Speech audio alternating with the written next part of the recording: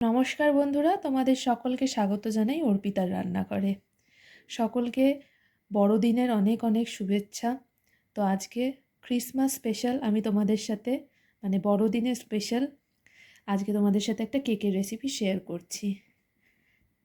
কোনো ওভেন ছাড়াই ঘরের কিছু সামান্য উপকরণ দিয়ে ডিম ব্যবহার না করে এরম কেক তোমরা কিভাবে বাড়িতে বানাতে পারবে, এরম ক্রিসমাস কেক, সেই রেসিপিটাই আজকে তোমাদের সাথে শেয়ার করব।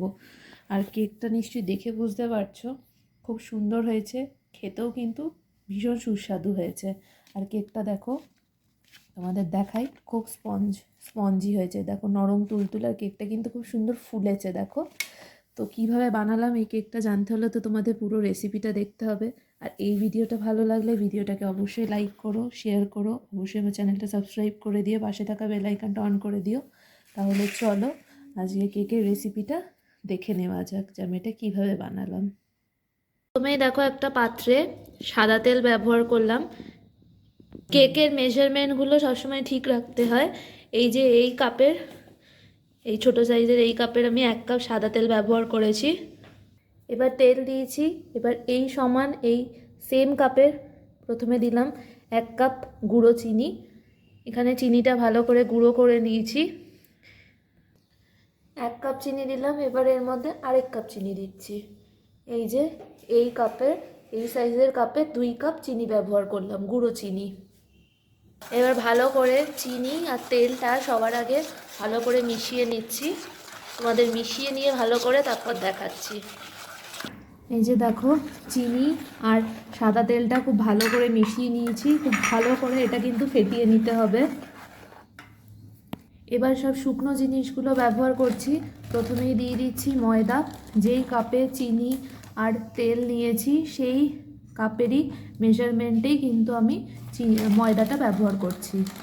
এই যে দেখো, এই সেম কাপের 3 কাপ আমি কিন্তু এখানে ময়দা ব্যবহার করলাম। ময়দার মধ্যে আর বাকি যা যা দেওয়ার দিয়ে তারপর একবারে চেলে নেব। এবার দিলাম 1 চামচ মতো বেকিং পাউডার, 1/2 চামচ মতো দিলাম বেকিং সোডা। এবার দিয়ে দিলাম এর মধ্যে অল্প একটু লবণ। এবার এর মধ্যে দিচ্ছি 1 চামচ মতো দারচিনির গুঁড়ো। এটা দেওয়াতে কেকে কালারটাও বেশ সুন্দর আসে আর কেকের টেস্টটাও কিন্তু খুব ভালো আসে। এবার সব ড্রাই যে জিনিসপত্রগুলো দিলাম ভালো করে একটু ছেঁকে নিচ্ছি। এইভাবে ছেঁকেই সবসময় কেকে ব্যবহার করবে যা দেওয়ার। দেখো খুব ভালো করে কিন্তু আমি চেলে এই কেকের এই শুকনো জিনিসগুলো ভালো করে চেলে নিলাম। এবার এর মধ্যে দুধ ব্যবহার করছি। এই দেখো, আমি কিন্তু এই 1টা কাপ দিয়ে কিন্তু সব মেজারমেন্ট করে কেকের মধ্যে দিচ্ছি। মেজারমেন্ট ঠিক থাকলে কেক কিন্তু যেরকম সফট হবে তেমনি কিন্তু কেকটা ফুলবে আর বেশ ফ্লাফিও হবে কেকটা। এবার এর মধ্যে আমি দিয়ে দিচ্ছি দুধটা কিন্তু ভালো করে একটু জাল দিয়ে নিয়েছি। জাল দিয়ে দুধটা নর্মাল টেম্পারেচারে রেখেছি, তারপরেই কিন্তু এটা আমি ব্যবহার করছি। এই যে এই কাপের মেজারমেন্টে ভালো করে এবার দুধটা দেওয়ার পর আর ময়দা এগুলো সব ভালো করে মিশিয়ে নিচ্ছি। আর একটু দুধ লাগবে এর মধ্যে, তবে আগে ব্যবহার করব না। কতটা দুধ লাগে সেই হিসাবে আগে ভালো করে মিশিয়ে নিচ্ছি। প্রয়োজন হলে আবার একটু দুধ দিয়ে নেব এর মধ্যে। 1 কাপ দুধ দিয়েছিলাম, এবার আরেক কাপ লাগবে। তো এই যে দিয়ে দিলাম দেখো আরেক কাপ দুধ। আবার সবটা খুব ভালো করে মিশিয়ে নিচ্ছি। এবার দিয়ে দিলাম দেখো 1 চামচ ভ্যানিলা এসেন্স। আবার দেখো ভ্যানিলা এসেন্সটা দেওয়ার পর ভালো করে হালকা হাতে কিন্তু খুব ভালো করে মিশিয়ে নিচ্ছি ব্যাটারটা।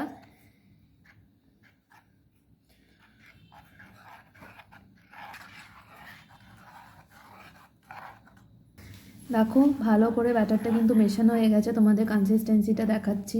এই দেখো কেকের কনসিস্টেন্সিটা ব্যাটারের একদম কিন্তু খুব গাঢ়ও না আবার কিন্তু খুব পাতলাও না, এরকম কিন্তু একদম পারফেক্ট কনসিস্টেন্সি হয়েছে।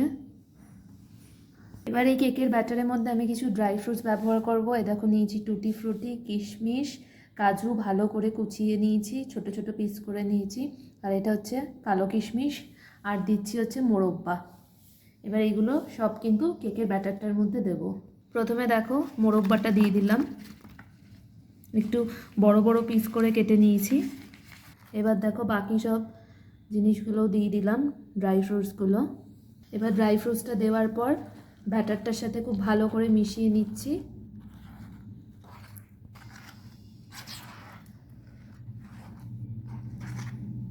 ব্যাটারটা তো রেডি হয়ে গেছে। এবার দেখো কেকটা, এই একটা আমি টিন নিয়েছি, কেক টিন। এবার কেকের টিনে ভালো করে একটু তেল ব্রাশ করে নেব, তার জন্য একটু সাদা তেল দিয়ে নিয়েছি। এবার কেক টিনের সাইড দিয়ে আর মাঝখানটা সারফেসটা খুব ভালো করে দেখো তেলটা একটু সাইড দিয়ে মাখিয়ে নিচ্ছি, যাতে কেকটা দেওয়ার পর কেকটা হয়ে গেলে যাতে খুব ইজিলি উঠে আসে, যাতে কেকটা কোনোভাবে সাইডে বা নিচে লেগে না যায়। খুব ভালো করে দেখো ব্রাশ করে নিচ্ছি হাতের সাহায্যে সাদা তেলটা কেকের টিনের চারিদিকটা আর মাঝখানটা। এবার দিয়ে দিলাম এর মধ্যে একটু ময়দা। তেলটা দেওয়া হয়েছে, এবার ময়দাটা দিয়ে ভালো করে প্যানটা একটু গ্রিস করে নেব বাটিটা। দেখো কেকের বাটিটায় ভালো করে ময়দাটাও চারিপাশ দিয়ে মাঝখানটা একটু ভালো করে মাখিয়ে নিয়েছি। হালকা একটু ময়দা দিয়ে একটু নাড়িয়ে চাড়িয়ে নিলেই কিন্তু তেলের উপরে ময়দাটা ভালো করেই লেগে যায়। এবার কেকের ব্যাটারটা এই কেক টিনের মধ্যে ট্রান্সফার করে নিচ্ছি। ঢেলে নিলাম বাটিটা থেকে, যেই বাটিটায় বানিয়েছিলাম ব্যাটারটা সেটাই কেক টিনে ট্রান্সফার করে নিলাম। এবার ব্যাটারটা ট্রান্সফার করে দেওয়ার পর পাত্রটা একটু ভালো করে ট্যাপ করে নিচ্ছি, যাতে এর মধ্যে কোনো বাবলস না ক্রিয়েট হয়। এই যে দেখো ভালো করে ট্যাপ করে নিয়েছি, আর যাতে এর মধ্যে কোনো বাবলস না থাকে। এবার উপরটা, কেকের উপরটা ভালো করে একটু ড্রাই ফ্রুটস দিয়ে একটু সাজিয়ে নেব।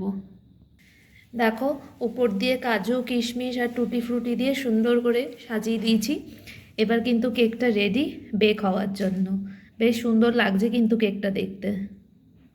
এবার দেখো এখানে আগে আমি একটা পাত্র প্রিহিট করার জন্য বসিয়ে দিয়েছিলাম। এখানে একটা বড় সাইজের আমি একটা গামলা নিয়েছি। গামলাটা প্রায় 10 মিনিট হয়ে গেছে। ভালো করে আগে একটু গরম করে নিয়েছি, আর ভেতরে দিয়েছি দেখো একটু লবণ দিয়ে দিয়েছি। এবার এর উপর একটা স্ট্যান্ড বসিয়ে দিয়ে, স্ট্যান্ডটা দিয়ে কেকের টিনটা বসিয়ে দেবো। তবে যেহেতু গামলাটা এখন খুব গরম হয়ে আছে, খুব সাবধানে কিন্তু বসাতে হবে। আর যদি তোমরা এটা মাইক্রোওয়েভে করো তাহলে 10 মিনিটের জন্য আগে প্রিহিট করে নেবে ওভেনটা, তারপর 180 ডিগ্রি সেন্টিগ্রেডে ওই 30 থেকে 35 মিনিটের জন্য কেকটা হতে দিতে হবে। গ্যাসেও সেম 30 থেকে 35 মিনিট লেগেই যায়, তবে কতক্ষণ লাগছে তোমাদের সাথে এক্স্যাক্ট আমি শেয়ার করব। এই যে দেখো স্ট্যান্ডটা বসিয়ে দিলাম, তবে খুব সাবধানে বসাবে, কারণ কি পাত্রটা কিন্তু পুরো গরম হয়ে রয়েছে। এই যে দেখো এবার কেকের টিনটা বসিয়ে দিলাম, খুব সাবধানে কিন্তু এটা বসাবে। এবার উপর দিয়ে একটা থালা দিয়ে দিলাম, থালা দিয়ে চাপা দিয়ে দিলাম। এবার মিডিয়াম ফ্লেমে কেকটা হতে দিতে হবে। 30 থেকে 35 মিনিট তো সময় লাগেই হওয়ার জন্য। তো 30 মিনিট হয়ে গেলে আমি তোমাদের দেখাবো যে কেকটা কত দূর কি হয়েছে। থালাটা দেওয়ার জন্য থালাটা একটু জায়গা একটু ফাঁকা হয়ে থাকছিল একটা সাইড দিয়ে, তবে এই যে ডেচকির মুখটা দিয়ে একটা ঢেকে দিলাম। এবার দেখো কোনোভাবে কোনো সাইড দিয়ে কিন্তু গ্যাসের ফ্লেমটা বেরোবে না, পুরো ভেতরে ইনট্যাক্ট থাকবে। এইভাবেই কিন্তু খুব ভালো করে ঢেকে দেবে। আর কোনো ছিদ্র বা যদি কোনো সাইডে ওই ননস্টিকের উপরগুলো থাকে, তো ছিদ্রগুলো সবসময় কিন্তু মুখটা একটু বন্ধ করে দেবে। এবার কেকটা 30 মিনিট পর তোমাদের সাথে শেয়ার করছি কতদূর কী হলো। প্রায় 35 মিনিট হয়ে গেছে। মাঝখানে একবার একটু ঢাকনাটা উঁচু করে দেখেছিলাম, তখনও কাঠি দিয়ে দেখলাম যে পুরোটা তখনও হয়নি।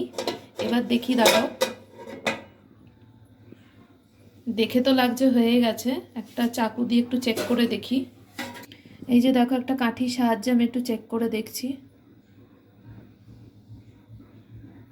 দেখো কাঠিটা, দেখো কাঠিটা কিন্তু পুরো ক্লিন বেরিয়েছে, মানে কেকটা কিন্তু একদম পারফেক্টলি হয়ে গেছে।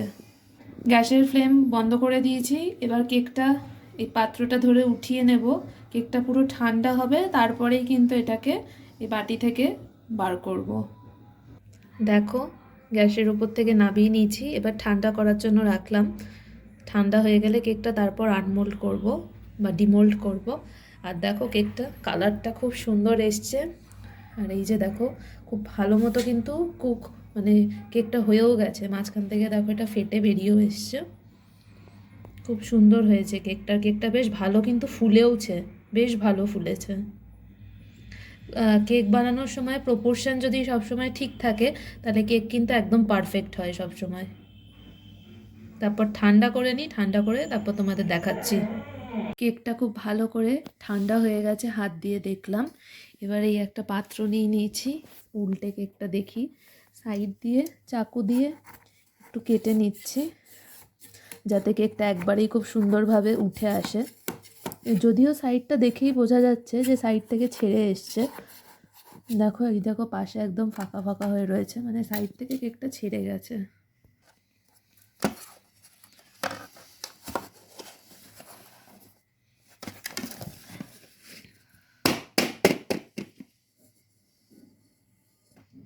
বাহ, কি সুন্দর! দেখো পেছনে কিন্তু কোনো বাটার পেপার বা কিচ্ছু ব্যবহার করিনি। কেকটা দেখো কি সুন্দর উঠে এলো। দাঁড়াও, তোমাদের সামনেটা দেখাচ্ছি। কালারটা দেখো, কেকটা ফাটাফাটি এসছে।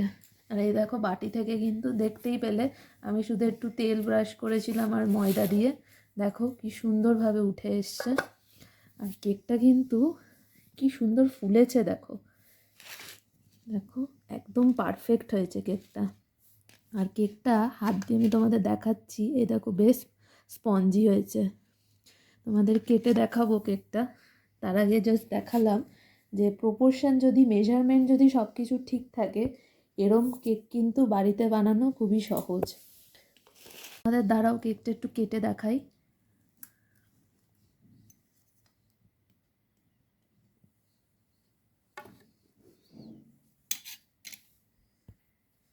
এই যে দেখো কেকটা, ভেতরটা দেখো কি সুন্দর জালিদার হয়েছে, একদম পারফেক্ট হয়েছে কিন্তু, আর বেশ সফট হয়েছে দেখো।